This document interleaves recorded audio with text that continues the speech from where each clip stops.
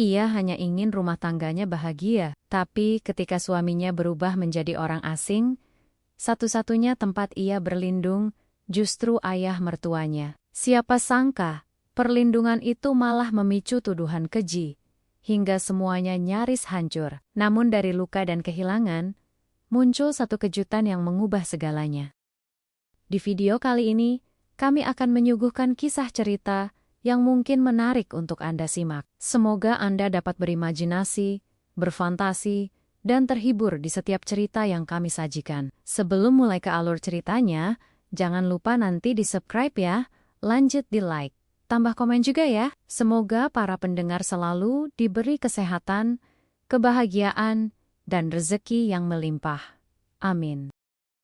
Siska duduk termenung di teras rumah mertuanya, Pak Mulyono. Angin sore berhembus pelan, menyapu wajahnya yang pucat, tatapan matanya kosong, seolah-olah jiwanya sedang mengembara entah kemana. Rambutnya yang biasanya terurai rapi, kini dibiarkan kusut tak tertata. Di pangkuannya cangkir teh yang sudah dingin, ia genggam erat, tapi tak pernah ia hirup. Ada beban berat yang menekan dadanya, membuat napasnya terasa sesak. 2 tahun pernikahannya dengan Zaki, awalnya terasa begitu indah.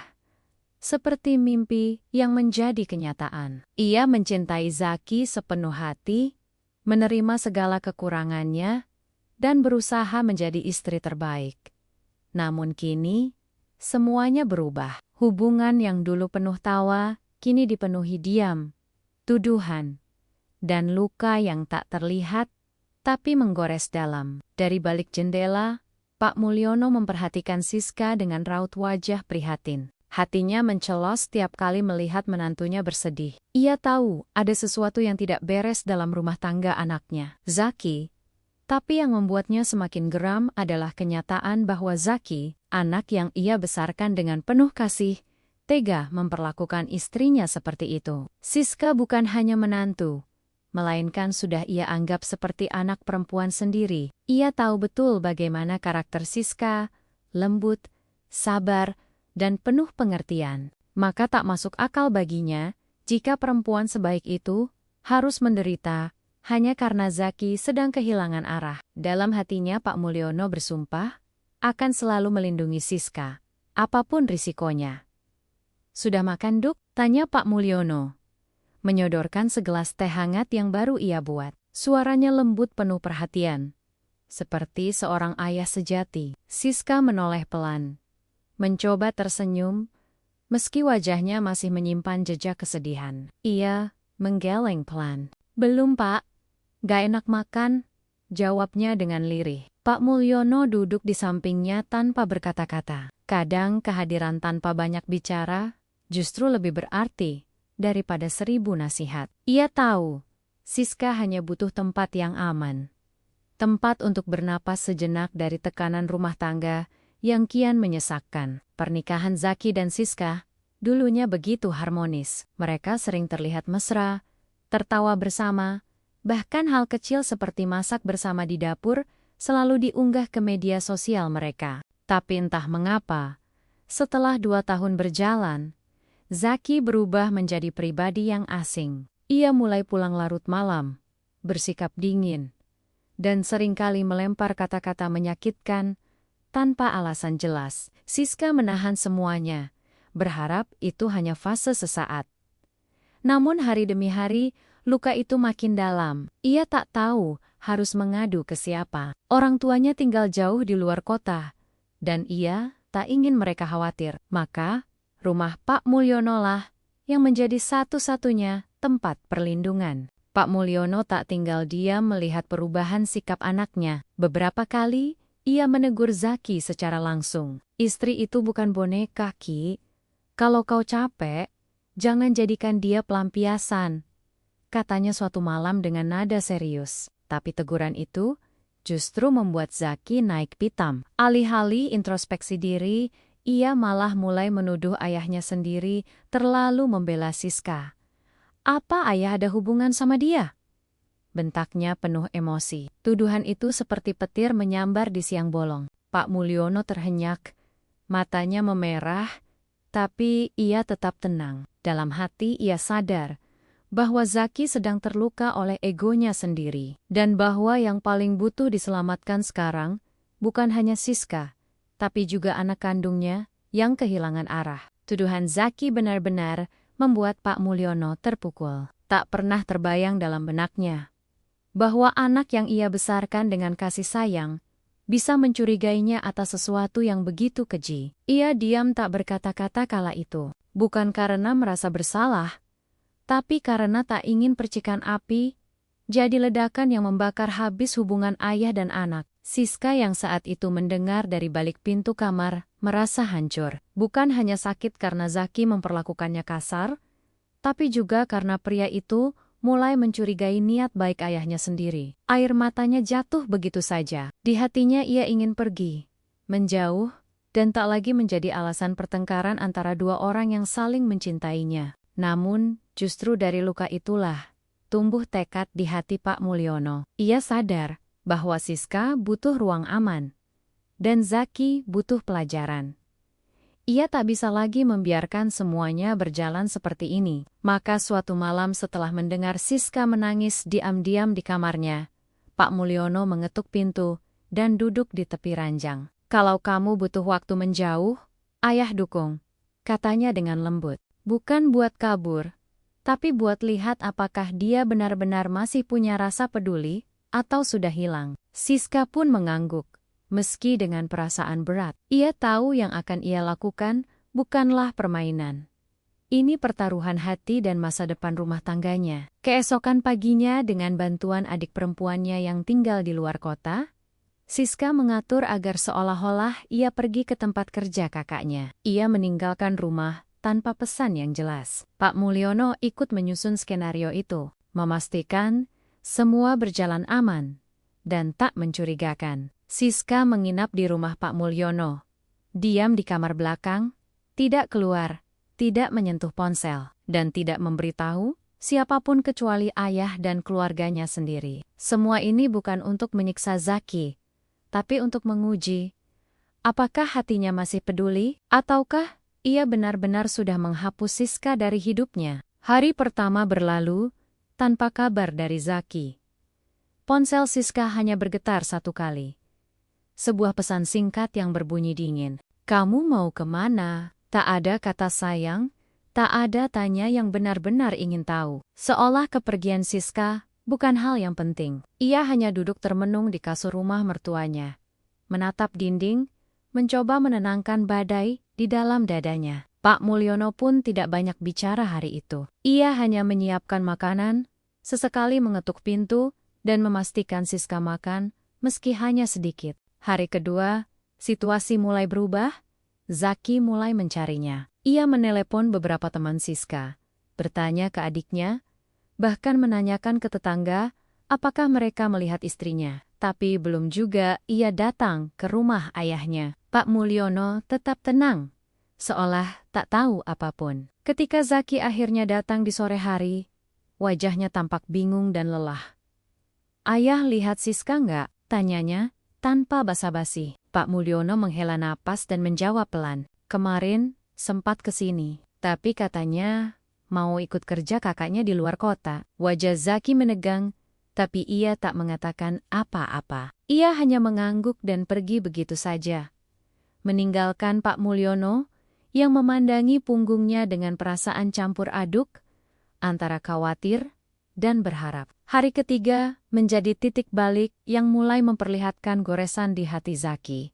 Tak seperti hari-hari sebelumnya, kali ini ia pulang lebih awal dari kantor. Sesampainya di rumah yang sunyi tanpa kehadiran Siska, Zaki melangkah masuk dan melempar tas ke sofa. Ia memandangi meja makan yang kosong, kamar yang rapi tapi dingin, dan wangi khas sabun Siska yang masih tertinggal di kamar mandi. Suasana itu tak lagi terasa seperti rumah, melainkan tempat kosong yang kehilangan nyawa. Ia mencoba menghubungi nomor Siska berulang kali, namun tak satu pun panggilannya dijawab. Ia mulai tampak resah. Resah bukan karena kehilangan kendali, tapi karena perlahan-lahan menyadari mungkin ia benar-benar akan kehilangan. Rasa cemas membuatnya kembali ke rumah ayahnya keesokan harinya.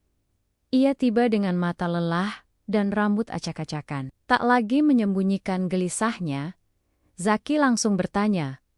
Begitu bertemu ayahnya di ruang tamu, "Ayah yakin Siska ikut kerja kakaknya?" "Nggak ada kabar, Ayah. Aku cari di media sosialnya, kosong. Nomor dia juga nggak aktif." Pak Mulyono berpura-pura menyamakan ekspresi kaget. "Wah, ya Ayah cuma tahu dia pamit mau keluar kota. Mungkin masih adaptasi di tempat baru. Jadi belum sempat kabari," jawabnya sambil menyeduh teh. Zaki tak puas dengan jawaban itu. Tapi ia juga tak bisa memaksa. Ia hanya mengangguk, lalu memandangi foto pernikahan mereka yang tergantung di dinding ruang tamu. Di kamar belakang, Siska mendengarkan percakapan itu dengan hati yang berdebar. Ia tak menyangka Zaki akan datang 2 kali ke rumah mertuanya dalam 2 hari berturut-turut. Ada rasa lega, tapi juga rasa sedih yang membuncah. Apakah ini artinya Zaki mulai merasa kehilangan, atau hanya panik karena takut citranya sebagai suami tercoreng? Ia tak tahu. Yang jelas hatinya belum sepenuhnya siap menghadapi Zaki. Luka-luka itu masih hangat, dan kepercayaan yang dulu utuh kini sudah mulai retak. Malam harinya Zaki duduk di kamar sendirian. Tak ada suara TV, tak ada musik, hanya suara detak jam dinding yang terasa begitu nyaring di tengah keheningan. Ia membuka galeri di ponselnya dan menelusuri foto-foto lama bersama Siska.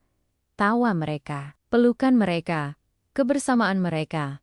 Semua seperti hantu yang datang menampar wajahnya. Ia teringat malam-malam ketika Siska memijat pundaknya saat lelah bekerja, ketika Siska diam-diam menyelipkan catatan kecil penuh semangat di dalam kotak bekal. Betapa selama ini ia buta, terlalu angkuh dan tidak tahu cara menghargai kasih sayang yang tulus. Di rumah Pak Mulyono, suasana juga penuh keheningan. Siska duduk di samping ayah mertuanya di ruang keluarga.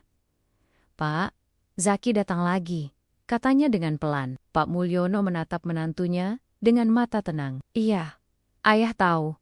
Mungkin ini awal dia menyadari pentingnya kamu." Siska menggenggam tangan ayah mertuanya erat. Ia tak pernah menyangka bahwa lelaki tua yang bukan ayah kandungnya ini justru menjadi tempatnya berlindung paling tulus. Dan di detik itu juga, Siska merasa bahwa ujian ini bukan hanya menguji cintanya pada Zaki, tapi juga membuktikan siapa sebenarnya keluarga yang mau berdiri untuknya saat ia hampir tumbang. Hari kelima datang dengan langit yang mendung, seolah ikut mencerminkan suasana hati Zaki. Tak sanggup menahan kegelisahan, ia kembali mendatangi rumah Pak Mulyono. Kali ini tidak dengan wajah tenang atau nada datar seperti sebelumnya. Pintu diketuknya dengan tergesa, dan begitu dibukakan oleh ayahnya, ia langsung bersimpuh di depan pria tua itu sambil menangis terisak. "Ayah, aku nyesel." Suara Zaki pecah, tak mampu ia tahan lagi. Tubuhnya tampak gemetar, dan air matanya mengalir deras tanpa malu. Pak Mulyono terdiam sejenak, menatap anak laki-lakinya yang selama ini keras kepala, akhirnya luluh dalam penyesalan yang jujur. "Siska pergi karena aku. Semua ini salahku," lanjut Zaki sambil menunduk. "Aku terlalu sering menyakitinya, Ayah. Aku bahkan nuduh Ayah yang bukan-bukan. Aku keterlaluan." Kalimat-kalimatnya patah-patah, seperti hati yang sedang retak berkeping-keping. Pak Mulyono menghela napas panjang, lalu menepuk pelan bahu anaknya. Ia tahu momen ini adalah saat paling rapuh dalam hidup Zaki. Dan sebagai ayah, ia ingin memeluk luka itu. Tapi juga tidak boleh membiarkannya merasa bebas tanpa bertanggung jawab. "Ayah bukan marah karena kamu nuduh Ayah, Ki," ucap Pak Mulyono dengan nada rendah namun tegas. "Ayah sedih karena kamu sampai kehilangan akal sehat. Sampai tega nyakitin perempuan yang tulus sama kamu." Zaki hanya mengangguk sambil terus menunduk.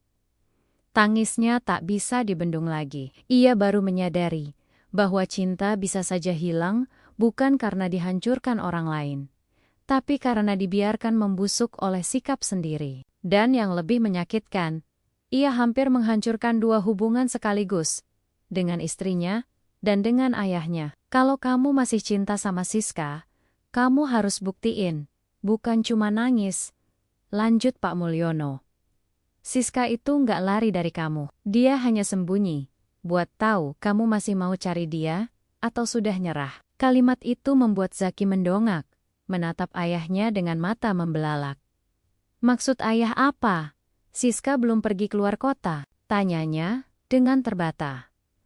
Pak Mulyono hanya tersenyum tipis. Ia berdiri lalu berjalan ke arah kamar belakang. Dengan lembut ia mengetuk pintu dan berkata pelan, "Enduk, kamu dengar sendiri kan? Kalau kamu siap keluar saja." Pintu kamar perlahan terbuka. Siska melangkah keluar dengan mata berkaca-kaca, wajahnya pucat, tapi penuh haru. Zaki terpaku melihatnya. Tubuhnya kaku tak percaya bahwa perempuan yang hampir ia hancurkan berdiri di depannya, utuh tapi terluka. Detik berikutnya Zaki bangkit dan memeluk Siska erat-erat, seolah tak ingin kehilangan lagi. "Maafin aku janji gak akan pernah nyakitin kamu lagi, seumur hidupku," bisiknya dengan suara parau. Siska menangis dalam pelukannya, tak berkata apa-apa, tapi air matanya berbicara tentang cinta yang masih ada, luka yang belum sembuh, dan harapan baru yang mulai tumbuh kembali. Setelah pelukan panjang yang penuh air mata itu, suasana di ruang tengah menjadi hening. Hanya terdengar isakan pelan dan tarikan napas berat dari Zaki dan Siska. Pak Mulyono berdiri tak jauh dari mereka, menatap pasangan muda itu dengan mata yang sedikit basah. Ia merasa beban berat yang selama ini ia pikul mulai luruh sedikit demi sedikit. Ia tak mengatakan apa-apa, hanya mengusap dadanya pelan sambil menarik napas panjang. Dalam hati, ia mengucap syukur. Akhirnya anaknya sadar sebelum semuanya terlambat. Akhirnya menantunya bisa tersenyum lagi. Meski masih malu-malu dan ragu, setidaknya itu adalah awal. Zaki melepas pelukan itu perlahan dan menatap wajah Siska dengan penuh penyesalan. "Kamu bisa benci aku nggak akan marah. Aku juga akan ngerti kalau kamu nggak bisa langsung percaya lagi," katanya dengan lirih. "Tapi izinkan aku nebus semua, Sis. Aku akan berubah. Aku nggak janji cuma di mulut. Aku mau buktiin." Siska hanya menatap mata suaminya dalam-dalam. Ia bisa melihat luka dan kesungguhan di sana. Tapi lebih dari itu, ia juga melihat diri Zaki yang dulu, yang penuh cinta dan perhatian. Rasa sakit itu belum sepenuhnya pergi. Tapi hatinya mulai membuka pintu maaf. Perlahan, "Aku nggak butuh kamu janji muluk-muluk," jawab Siska dengan pelan. "Aku cuma butuh kamu dengerin aku. Ngerti aku. Jangan anggap aku cuma istri yang harus taat tanpa suara. Aku juga manusia. Aku juga punya hati." Zaki mengangguk kuat, lalu menggenggam tangan Siska erat. "Mulai hari ini, dan seterusnya, aku janji mau jadi teman hidup yang sesungguhnya. Bukan cuma orang yang ada di rumah, tapi nggak pernah hadir." Ucapan itu membuat mata Siska kembali basah. Ia tahu perjalanan mereka tak akan langsung mulus. Tapi kali ini Zaki datang bukan hanya membawa janji, melainkan juga kesadaran dan keinginan untuk berubah. Pak Mulyono akhirnya angkat suara, memecah keheningan. "Rumah tangga itu ibarat tanaman. Kalau nggak disiram dan dirawat ya pasti layu, tapi kalau dirawat bersama, akan tumbuh dan berbuah." Ucapannya membuat Zaki dan Siska menunduk, merenung. "Kalian sudah dikasih kesempatan kedua. Jangan sia-siakan. Dan ingat, cinta itu bukan sekadar rasa, tapi usaha." Kalimat itu menusuk tepat ke jantung keduanya. Pak Mulyono tak perlu berkata banyak. Kehadirannya saja sudah jadi tiang yang menopang mereka selama badai. Malam itu untuk pertama kalinya, setelah sekian lama, Zaki dan Siska duduk berdampingan dengan tenang. Tak ada perdebatan. Tak ada saling menyalahkan. Hanya ada dua hati yang saling belajar memahami lagi. Mereka makan malam bersama Pak Mulyono, berbincang ringan, dan sesekali tertawa kecil. Suasana itu terasa asing, tapi hangat. Siska mulai merasa seperti pulang ke tempat yang benar. Dan Zaki untuk pertama kalinya setelah lama tersesat dalam ego dan amarah, merasa damai. Ia tak lagi ingin lari. Ia hanya ingin tinggal di sisi Siska. Dan, di jalur yang benar, keesokan harinya, Mentari pagi menyelinap lewat jendela rumah Pak Mulyono. Siska terbangun lebih dulu. Untuk pertama kalinya setelah sekian hari, ia bangun tanpa rasa gelisah yang menjerat dadanya. Di sampingnya Zaki masih terlelap, wajahnya tenang seperti anak kecil. Siska menatapnya lama. Ada banyak luka yang belum sembuh tapi Peji itu. Ia memilih untuk memberi kesempatan. Ia melangkah ke dapur, dan seperti kebiasaannya dulu, mulai menyiapkan sarapan. Aroma tumisan sayur dan roti panggang perlahan memenuhi rumah, membawa kehangatan yang sempat hilang. Pak Mulyono, yang sudah duduk di kursi malasnya, tersenyum melihat pemandangan itu dari kejauhan. Akhirnya, rumah ini terasa hidup lagi. Zaki terbangun karena aroma masakan yang familiar. Ia berjalan ke dapur dengan rambut masih berantakan.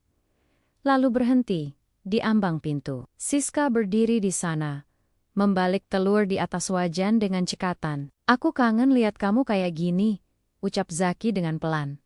Siska menoleh dan tersenyum kecil. "Jangan cuma kangen sama masakannya," jawabnya setengah bercanda. Mereka saling menatap, lalu tertawa ringan. Tawa yang sederhana itu, bagi Zaki, terasa seperti hadiah paling berharga. Ia mencoba mendekat, lalu mengambil alih sendok di tangan Siska.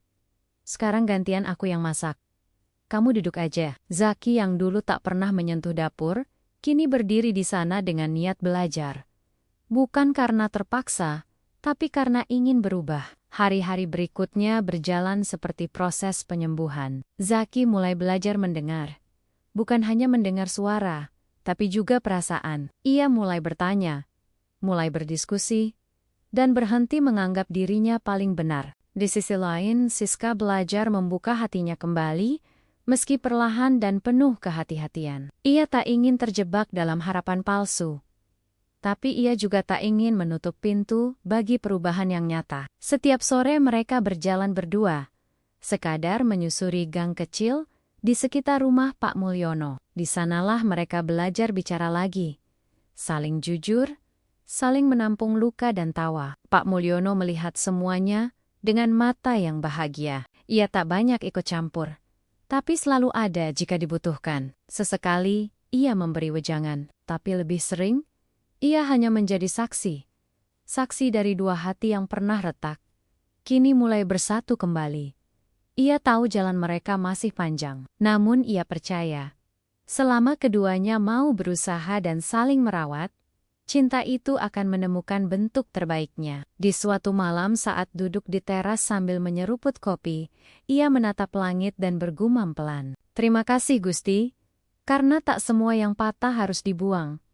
Ada yang bisa disambung, kalau ikhlas jadi perekatnya." Siska dan Zaki akhirnya memutuskan untuk kembali ke rumah mereka sendiri. Tapi kali ini, tidak tergesa-gesa. Mereka ingin memulai lagi dari awal, seperti dua orang asing yang sedang belajar saling mengenal. Sebelum berangkat, Siska memeluk Pak Mulyono erat-erat. "Terima kasih Bapak, karena sudah jadi rumah di saat aku merasa tak punya tempat pulang." Zaki ikut memeluk ayahnya, kali ini tanpa gengsi. "Maafkan aku ya, dan terima kasih karena sudah jadi ayah sekaligus pelindung buat Siska." Pak Mulyono memeluk keduanya dengan hangat. "Kalau kalian saling jaga, ayah nggak perlu jadi pelindung lagi. Kalian cukup jadi pelindung satu sama lain." Beberapa minggu setelah mereka kembali ke rumah, suasana berubah drastis. Dulu rumah itu terasa dingin, penuh dengan ketegangan yang tak terucap. Kini, suasana lebih hidup. Siska mulai menghias ulang ruang tamu dengan bunga-bunga segar, dan Zaki tak lagi keberatan membantu mencuci piring atau membereskan dapur. Perubahan itu bukan hanya tampak di permukaan, tapi terasa dalam setiap percakapan. Zaki lebih sering bertanya, "Kamu capek nggak hari ini?" Atau, "Ada yang pengen kamu ceritain?" Hal-hal kecil yang dulu terabaikan, tapi kini jadi penting. Bagi Siska, perhatian itu bukan sekadar basa-basi, melainkan tanda bahwa suaminya benar-benar berusaha menjadi lebih baik. Pada suatu sore mereka duduk di balkon belakang rumah, menikmati senja yang mulai memudar. Siska menggenggam tangan Zaki, lalu berkata pelan, Kadang aku masih takut. Takut semuanya hanya sementara. Zaki menatap wajah istrinya dalam-dalam. Aku juga takut, tapi yang bisa kita lakukan hanya satu. Terus berusaha. Jangan saling tinggal saat keadaan mulai sulit lagi. Kalimat itu membuat Siska tersenyum. Tidak ada jaminan bahwa luka tak akan datang lagi. Tapi kini mereka sama-sama sadar bahwa cinta butuh dipelihara. Bukan hanya dirayakan saat bahagia. Pak Mulyono sesekali datang berkunjung. Ia tak pernah datang tiba-tiba. Selalu memberi kabar lebih dulu. Karena ia ingin memberi ruang bagi keduanya untuk tumbuh tanpa ketergantungan. Tapi setiap kali datang, ia selalu membawa sesuatu. Entah itu hasil kebun, masakan kesukaan Zaki, atau sekadar cerita lucu dari tetangga. Hubungan antara ketiganya kini semakin erat. Tapi dengan porsi yang lebih sehat, tak ada lagi tuduhan, tak ada prasangka, hanya saling menghormati. Bahkan Zaki mulai memeluk ayahnya tanpa ragu. Hal yang dulu hampir tak pernah ia lakukan. Suatu hari Zaki mengajak Siska kembali ke rumah Pak Mulyono.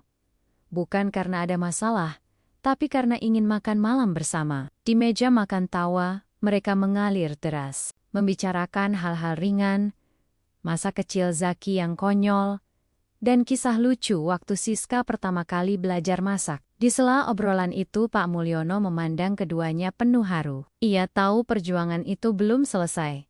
Tapi ia bahagia, karena yang dulu hampir hancur, kini berdiri kembali. Kalian tahu, ayah dulu takut kehilangan kalian berdua, tapi ternyata kehilangan kadang perlu, supaya kita sadar betapa berharganya yang kita miliki. Malam itu saat mereka bersiap pulang, Pak Mulyono berdiri di ambang pintu, melambaikan tangan. Zaki dan Siska tersenyum dari dalam mobil. Dalam diam hati mereka penuh rasa syukur. Mereka tahu, badai tak selalu datang karena kesalahan orang lain. Kadang karena ego sendiri yang tak disadari. Tapi mereka juga tahu, selama masih ada keinginan untuk memperbaiki, semuanya mungkin. Dan Pak Mulyono, ia bukan hanya mertua, bukan hanya ayah. Ia adalah jangkar, tempat mereka berlabuh ketika lautan rumah tangga terlalu ganas untuk diarungi sendiri. Sebuah kisah yang nyaris runtuh, tapi diselamatkan oleh cinta yang tak bersuara namun nyata. Cinta seorang ayah.